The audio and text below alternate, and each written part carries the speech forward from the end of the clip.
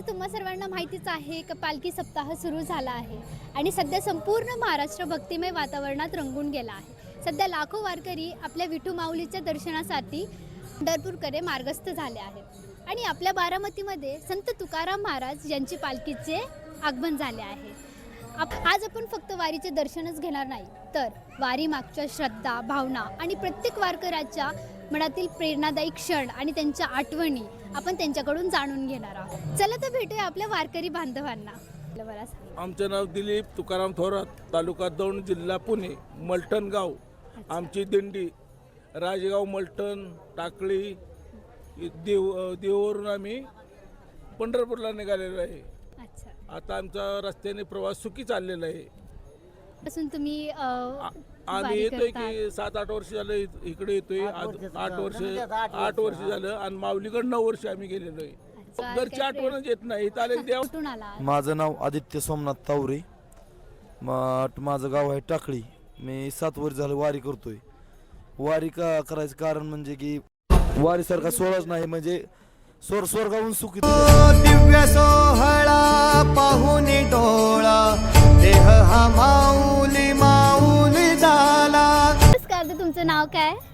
अर्चना दादासाहेब गुळवे। अच्छा, तुम्ही कुठून आला आहात? टाकळीवरून आलो आम्ही। अच्छा, किती वर्ष झालं तुम्ही वारी करता? मी 4 वर्ष झालं वारी करते। माझं मिस्टर 5 वर्ष झालं वारी करतात। अच्छा, तर या 4-5 वर्षाचा तुमचा एक छानसा क्षण, तुमचा अनुभव आम्हाला सांगा जरा। काय नाही, आम्ही रस्त्याने फुगड्या वगैरे खेळतो। अच्छा. मस्त वाटतं चालताना की रंगी रंगला जीव दंगला भुवरी आनंदी आनंद झाला। प्रवास करता तर याच्या मागचं गुपित काय?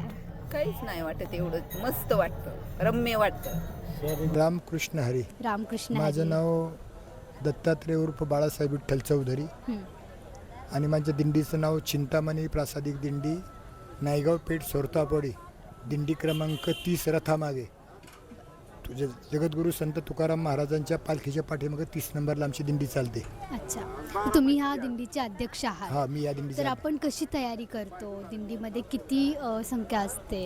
दिंडीमध्ये सुरुवातीपासून 200 चालू होते। अच्छा, पंढरपूरपर्यंत 600 पर्यंत जातात। अच्छा. हो, प्रकारचं आम्ही नियोजन करतो। या ठिकाणी आमच्याकडे मेडिकल असतं, त्यामुळे आम्ही दररोज संध्याकाळी दरवर्षी दिंडीचे स्वागत करायला, पालखीचे स्वागत करायला अजित दादा आपल्या सोबत असायचे, पण आता ते आपल्यामध्ये नाही आहेत, तर याचं खूप वाईट वाटतं सगळ्यांना। खरं तर अजितदादांचा एक कार्यकर्ता म्हणून मी सुरुवातीला राजकारणामध्ये काम केलं आहे। ते राष्ट्रवादी काँग्रेस म्हणजे एकत्रित असताना त्यावेळेस मी 2002ला पंचायत समितीचं सदस्य म्हणून आमच्या त्या परिसरामध्ये काम केलेलं आहे आणि दादांचं आणि माझं एक चांगल्या प्रकारचं सलोख्याचं एक नातं होतं। पर्यंत दादाचं माझं नेहमी कॉन्टॅक्ट असायचं आणि एक चांगल्या प्रकारचा माणूस आपल्यामधून खऱ्या अर्थाने गेलेला आहे।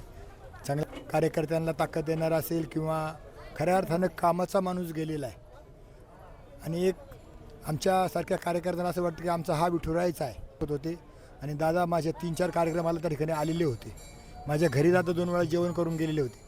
अशा पद्धतीचे दादा खऱ्या आपल्यामधून गेलेले आहेत, पण असं वाटत नाही आजही गेलेत असं वाटत नाही। परंतु फार मोठे भयानक जी दुर्घटना बारामतीमध्ये 28 जानेवारीला घडली, ती फार मोठी महाराष्ट्राची हानी झालेली आहे। एक कामाचा झपाटा असलेला माणूस, सर्वसामान्य कार्यकर्त्यांना सांभाळून घेणारा माणूस खऱ्या अर्थानं आज आपल्यामधून गेलेला आहे। त्यामुळं दादांची स्मृती आमच्या हृदयामध्ये कायमस्वरूपी राहणार आहे।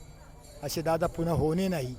खऱ्या अर्थानं दादासारखा माणूस पुन्हा या महाराष्ट्राला मिळणं खूप कठीण आहे। सामान्यावर जे प्रेम होतं ते प्रेम हे खऱ्या अर्थानं आता अलीकडच्या काळामध्ये मिळेल असं वाटत नाही, परंतु सुनेत्रा वहिनी आजही दादांच्या पावलावर पाऊल ठेवून त्या ठिकाणी काम करण्याचा प्रयत्न करतायत। आगामी काळातही त्यांना दादांसारखं यश मिळो अशी पांडुरंग चरणी मी प्रार्थना करतो आणि रामकृष्ण। दादा, तुम्ही खूप भावुक झालात। दादांची आठवण अशी आहे की बारामती ते काटेवाडी जेव्हा जगद्गुरू संत तुकाराम महाराजांची पालखी जाते तर त्याच्या रथासोबत दादा असायचे। हे मी स्वतःच्या डोळ्याने पाहिलेलं आहे, अनुभवलेलं आहे आणि वारीच्या मार्गावर चालणारा असा एक उमदा नेता महाराष्ट्राने गमावला याचं दुःख आहे। आमच्या डोळ्याला पाणी आलतं बारामतीत शिरतानाच। लय वाईट वाटलं आम्हाला अजितदादाचं बॅनर बघितले असतील। म्हणजे हे एक आहे ना, बहुत सुकृतांची जोडी म्हणून विठ्ठल आवडी।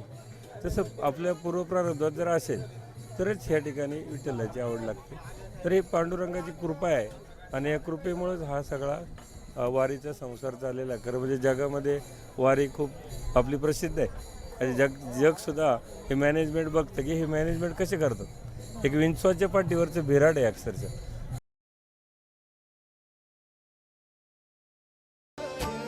वाहे झुळ झुळ झुळ झुळ इंद्रायणी माझ्या विठुरायाची दूर Pandhari वाटचा. Do you like this video? Please like, share and subscribe my channel. Thank you so much for watching this video.